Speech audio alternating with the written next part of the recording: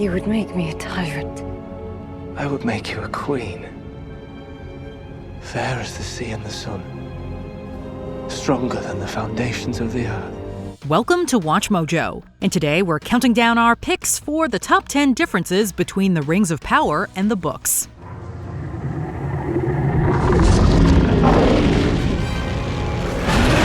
For this list, we're looking at the major omissions, additions, and departures from J.R.R. Tolkien's works in the first season of Amazon's The Lord of the Rings, The Rings of Power. To be clear, we're focusing on Tolkien's writings rather than Peter Jackson's adaptations, which took their own liberties. As we'll be discussing plot details, this is your spoiler alert. Have you read The Lord of the Rings appendices? How about the Silmarillion, the History of Middle-earth, or Unfinished Tales? What Second Age event would you like to see on screen? Tell us in the comments. Number 10. New characters. Eleanor Brandyfoot, with your father's nose and always poking us into trouble. You are far too curious and meddlesome to have been born a Harfoot. Are you quite certain you're not part squirrel? The Rings of Power tells an original story within the broad brushstrokes of Second Age history, based mostly on the Lord of the Rings appendices. Amazon was unable to secure the rights to other works like the Silmarillion.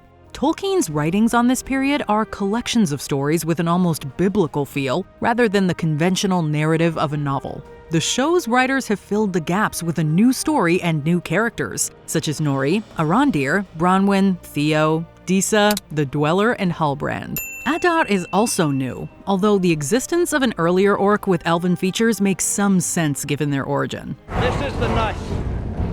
Reach out the iron hand of the Uruk. Close our fist around these lands. Number 9. Appearances.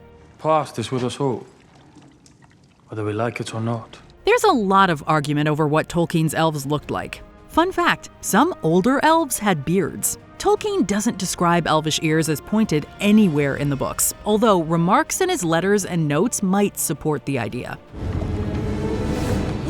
An elf? Remove your hand from me, sir. You liar. There's also debate over whether his elves were explicitly all white. The Lord of the Rings appendices describe elves as, quote, fair of skin. However, Tolkien's son Christopher has clarified that this passage was intended to refer to Noldor elves. The elf Meglin was described as swart, meaning swarthy, i.e. dark-skinned in a draft, but elsewhere as white.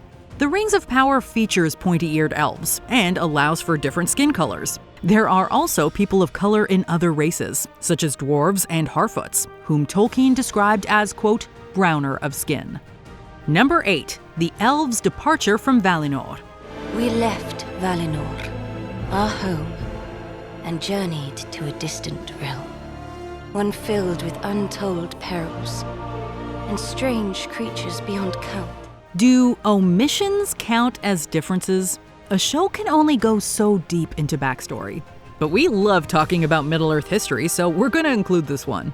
In a brief sequence, the show touches on events in the First Age. We glimpse Valinor and the 2 trees that Morgoth destroyed with Ungoliant before his theft of Feanor's Silmarils. We thought our light would never dim. So when the great foe Morgoth destroyed the very light of our home, we resisted. We also see the elves depart from Middle-earth, and a battle that seems to combine elements of the Dagor Bragolach and the War of Wrath. However, the elves' departure wasn't so simple in the books. In leaving, the elves were defying the Valar, the holy spirits who shaped the world. And in an event known as the First Kinslaying, Feanor's Noldorine elves killed Teleri elves to steal their ships for the journey. Number 7. The creation of Mordor.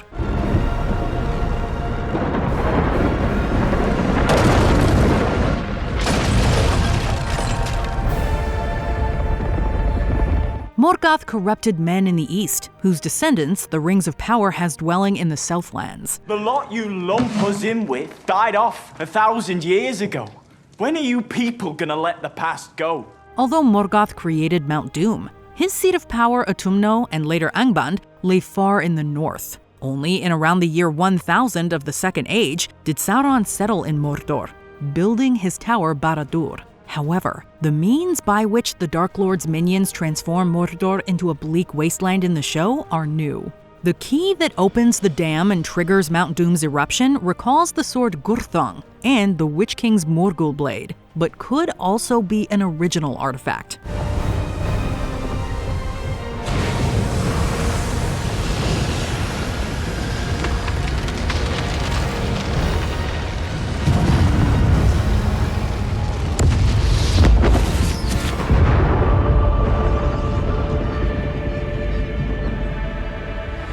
As a side note, the name of the Southlanders' village, j.r.r, comprises the Sindarin words watch and south.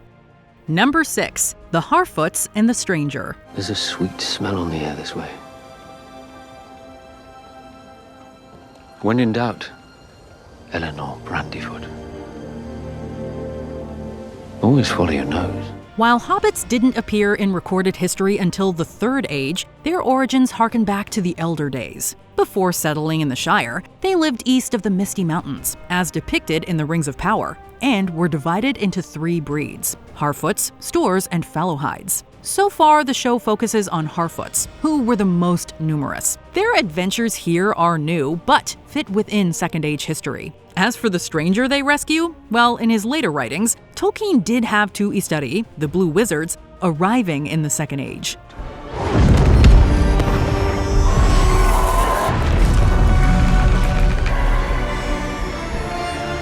One traveled east like the stranger. However, the stranger's line about, quote, following your nose echoes Gandalf in Peter Jackson's films.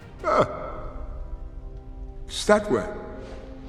He's remembered. No, but the air doesn't smell so foul down here. If in doubt, Enoch, always follow your nose. Gandalf didn't arrive until the Third Age, so we'll have to wait to see what the Rings of Power is up to. Number 5. Elrond, Durin IV, and Mithril. We do not say goodbye.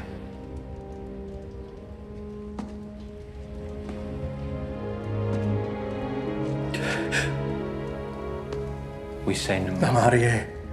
The theme of fellowship runs throughout Tolkien's works, perhaps drawing from his experiences in the First World War and literary group The Inklings. In The Lord of the Rings, Gimli and Legolas overcome prejudice between their races to become fast friends. I thought I'd die fighting side by side with an elf. What about side by side with a friend?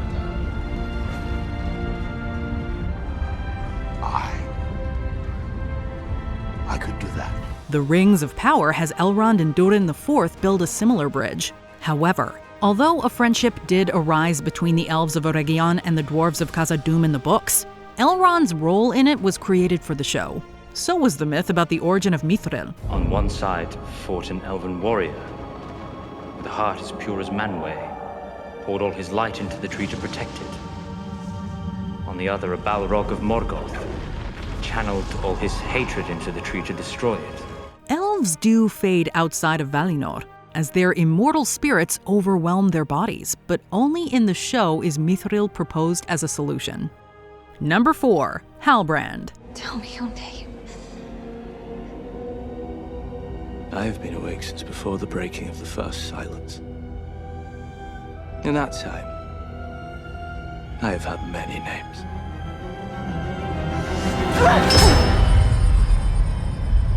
In the Second Age, Sauron was not yet evil to behold.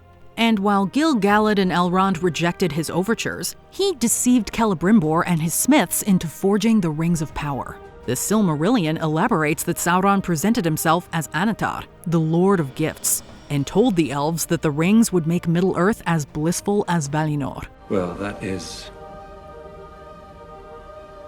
an intriguing suggestion. Call it a gift.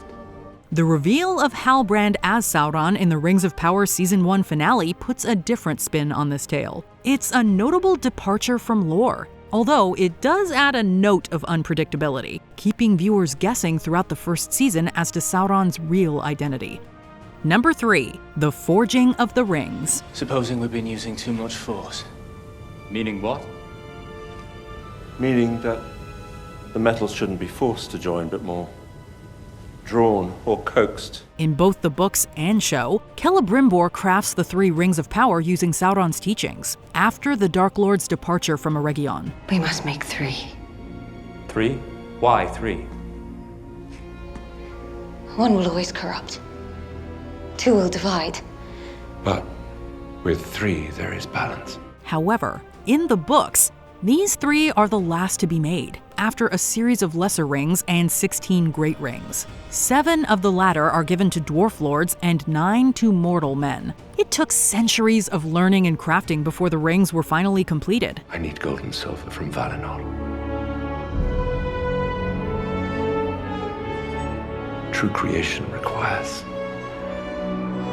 sacrifice. Nor did Galadriel have a key role in creating the 3. Only one of these, Galadriel's ring Nenya, was made of mithril. Number 2, Galadriel. And there, in the darkness, his vow became mine. Details on Galadriel's life are somewhat sparse and inconsistent in Tolkien's writing, with centuries between major events. In her youth, she was, quote, of Amazon disposition, strong and athletic. Her name was Nerwen, meaning man-maiden, and she, quote, fought heroically in at least 1 battle. This was before she obtained her Ring of Power Nenya. However, her adventures in Numenor and the Southlands in the Rings of Power are new. Look at you now. Commander of the Northern Armies, warrior of the Wastelands. I half expected you to arrive caked in grime and mud. So is her belief that her husband Celeborn is dead. In the source material, she and Celeborn settled in Eregion with their daughter Celebrian, before she and Celebrian moved to Lorien. Celeborn was his name. We met in a glade of flowers. I was dancing and he saw me there. As a main character, she's also been given a clearer arc, starting out as more vengeful and single-minded than the serene Lady of Lothlorien we encounter thousands of years later in the Third Age. Before we unveil our top pick, here is an honorable mention. Tarmiriel. Her military campaign in Middle-earth and Blinding are new additions. Do not spend your pity on me, elf. Save it for our enemies. For they do not know what they have begun. Before we continue, be sure to subscribe to our channel and ring the bell to get notified about our latest videos. You have the option to be notified for occasional videos or all of them. If you're on your phone, make sure you go into your settings and switch on notifications. Number 1, the timeline. In the end, Morgoth would be defeated, but not before much sorrow. For his orcs had spread to every corner of Middle-earth. The Second Age spanned several thousand years, from Morgoth's defeat in the First Age to his Lieutenant Sauron's in the year 3441. The Rings of Power compresses events into a much shorter time period.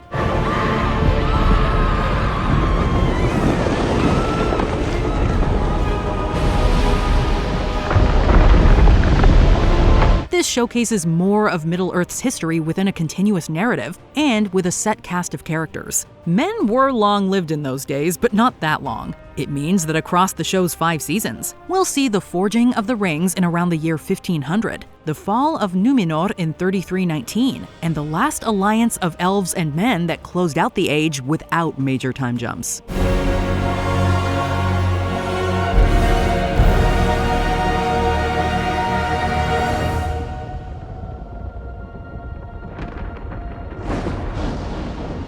Did you enjoy this video?